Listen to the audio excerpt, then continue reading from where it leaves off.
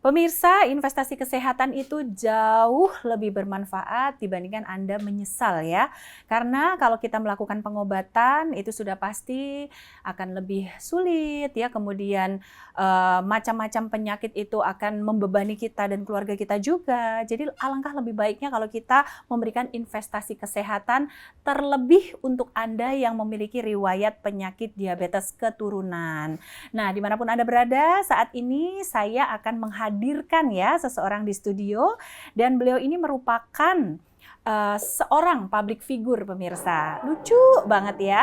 Zaman dulu tuh pemirsa kalau papa saya melihat beliau nih sudah pasti terpingkal-pingkal, ketawa gitu ya. Karena memang sangat menghibur sekali. Dan ternyata saya juga baru tahu nih fakta yang sangat mengejutkan bahwa beliau ini sudah menderita penyakit diabetes itu kurang lebih sekitar 25 tahun. Artinya dari tahun 2000-an ya. Dan itu cukup sangat panjang sekali perjalanannya.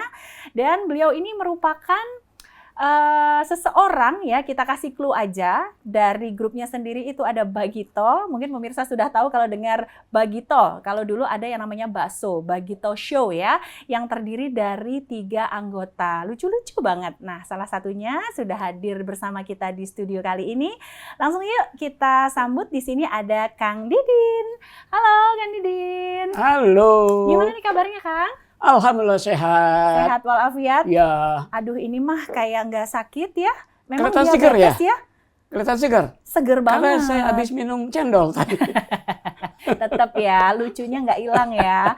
Oke, Kang Didin ini bener nggak sih infonya? Saya dengarnya tadi juga terkejut ya bahwa kita lihat Kang Didin selama ini dengan Bagito itu selalu happy, senyum gitu, nggak ada sakit-sakitnya. Ya. Tapi ternyata fakta mengejutkan 25 tahun terkena diabetes. Ya, betul. Kaget saya loh. Saya kena diabetes 25 tahun lebih lah. 25 tahun lebih, baik. Tepatnya tahun 2000. Ketika usia saya waktu itu 40 tahun. Oke, berarti sekarang berapa dong? Sekarang OTW 16 ya? 66. OTW kayak ojek. Kok kelihatan lebih mudah banget ya? Oh iya. Ini bener 66? Teman saya juga bilang tadi begitu saya lihat, Mas Didin kelihatan lebih muda sekarang ya. 3 hari katanya. Lebih Lucunya muda. tetap ya. Cuma 3 hari. Jadi tahun 2000 itu saya kena diabetes. Iya. Ya. Awalnya sih nggak tahu saya bahwa gejala-gejala awal diabetes seperti itu ya. Kayak macam pipis atau buang air kecil itu sehari bisa semalam, terutama malam ya. Malam, betul. Bisa sampai 8 sampai 10 kali. Waduh. Sampai saya kepikiran pengen bikin tempat tidur di kamar mandi gitu.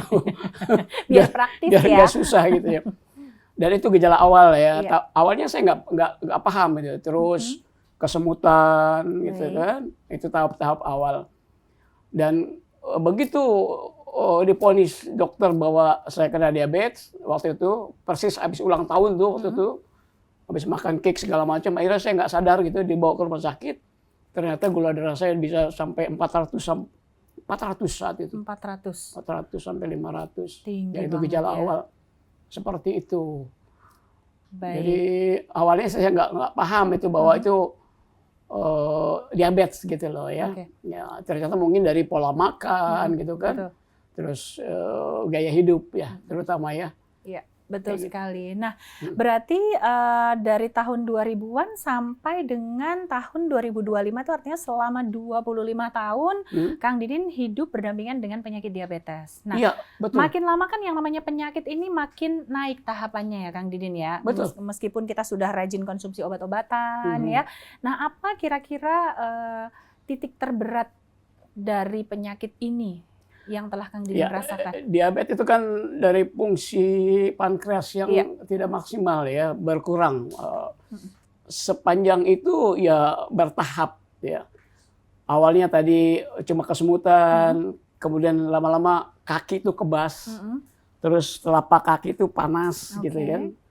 Sampai ke efek-efek yang bisa penurunan fungsi ginjal, terus jantung juga ya, pokoknya organ vital. Pasang ring katanya Ya, ya? pada akhirnya tahun 22 kemarin saya pasang ring. Satu, iya, karena ada penyumbatan gitu kan ya. Mungkin karena sebenarnya dokter sudah menganjurkan bahwa ada 3 hal yang harus diatasi oleh kita orang yang punya penyakit diabetes itu. Satu, makanan harus betul-betul dijaga. Kemudian olahraga dan minum obat. Cuma saya salah menerjemahkan waktu itu perintah dokter bahwa makanan harus dijaga. Saya turun drastis. Kenapa, Kang? Ya, karena setiap disajikan makanan sama istri saya jagain aja, nggak saya makan. Jadi cuma dijaga doang ya? Jagain. Salah ya. Jadi saat itu memang suruh menjaga pantangan-pantangan itu oleh dokter. Sempat insulin nggak, Kang? Enggak sih saya. Belum ya? Tidak, karena jangan sampai ya. Karena saya menyadari bahwa ini penyakit ini memang tidak bisa disembuhkan, tapi bisa di maintain gitu ya.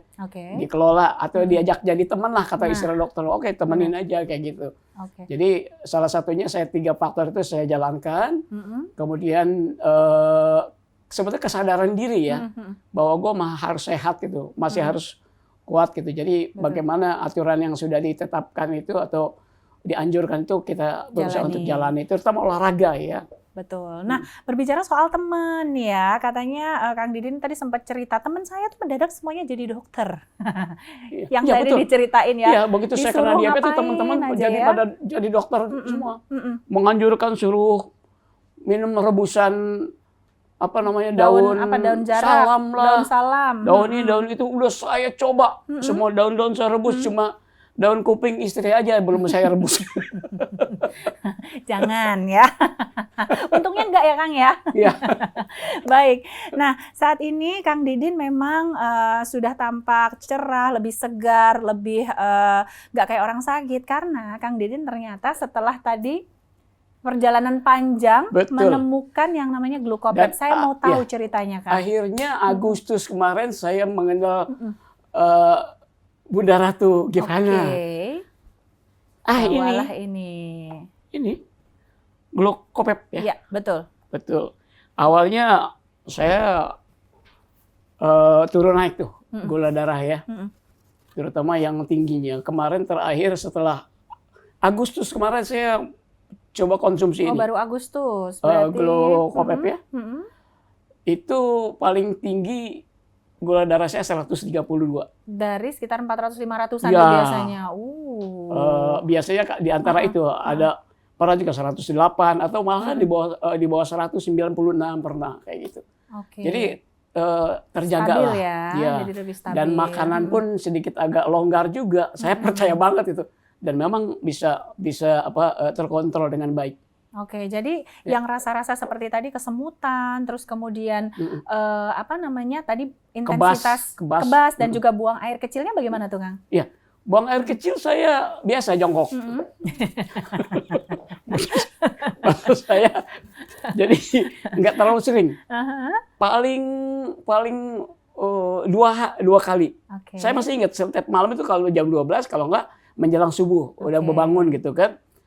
Kadang-kadang cuma sekali aja. Jadi normal ya, iya, 8 kali kayak awal-awal tadi ya. Iya, dulu kan bolak-balik kamar kecil gitu. Dan untuk ring jantung gimana tuh, Kang?